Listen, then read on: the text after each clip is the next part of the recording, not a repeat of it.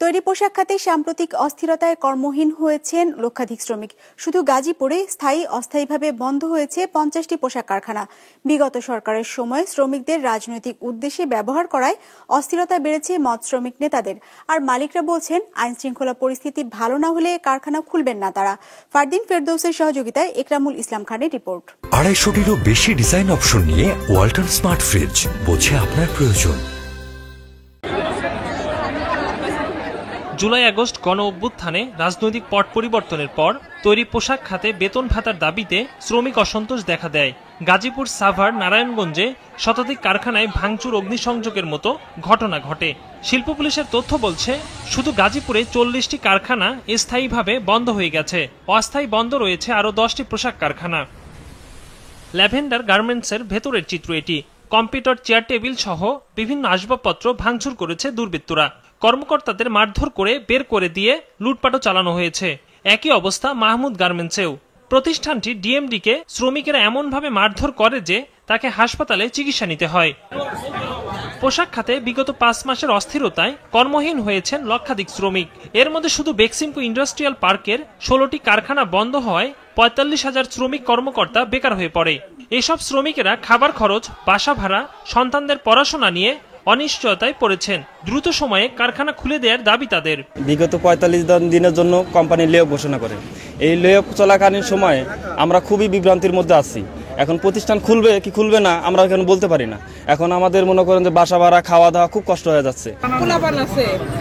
খাওয়াইতে হয়, স্কুলে বেতন দিতে হয়, রুম ভাড়া দিতে পারি না, খাইতে পারি না, তাহলে আমরা কেমনে চলবো? আমরা সবাই 40-45,000 প্রায় শ্রমিক আছে এখানে।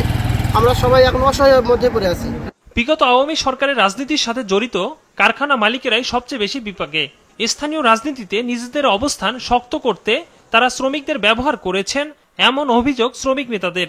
মালিকদের কৃতকর্মের দায়ে শ্রমিকদের বেকার করে দেওয়ার বিরোধিতা করেন তারা। এইখানে অনেক ধরনের পলিটিক্স চলতেছে বাংলাদেশে। সেই পলিটিক্সকে হাল হলো শ্রমিকরা, সেই হালটাকে বন্ধ করতে হবে।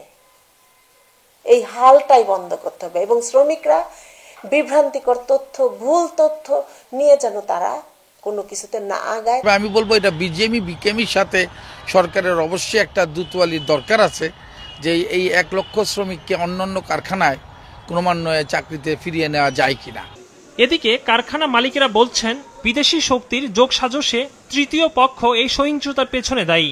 তাদের দাবি, বর্তমান পরিস্থিতিতে ব্যাংকের দায়, গ্যাসের মূল্যবৃদ্ধি, শ্রমিকদের সহিংস মনোভাব ও 9% ইনক্রিমেন্ট দিয়ে ব্যবসা চালিয়ে যাওয়া প্রায় অসম্ভব।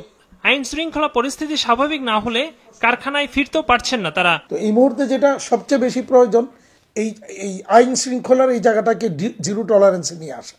যদি এই জায়গায় যদি এটা করতে ব্যর্থ হয়, তাহলে এই গার্মেন্টস সেক্টরের সামনে আরও অনেক কঠিন সময় পার করতে হবে। যেদিন থেকে আমাদের গ্যাসের মূল্য বাড়ানো হইল, ওই দিন থেকেই গ্যাসের সংকটটা আরও প্রকট আকার ধারণ করলো। এবং যেখানে আমাদের সাথে কথা ছিল যে মূল্য বৃদ্ধি হলে পরে আমাদের তা আনইন্টারাপ্টেড কন্টিনিউয়াস গ্যাস দিবে, উল্টাটা হয়েছে। তখন আরও সংকটটা বেড়েছে এবং এখনো সেই সংকট। বিশ্ব বাণিজ্য সংস্থার তথ্য বলছে, বিশ্বব্যাপী পোশাক রপ্তানিতে বাংলাদেশের অবস্থান দ্বিতীয়। বছরে দেশটি থেকে রপ্তানি হয় $38 বিলিয়ন পণ্য। একরামুল ইসলাম খান, বিজনেস রিপোর্ট, মাছরাঙ্গা টেলিভিশন।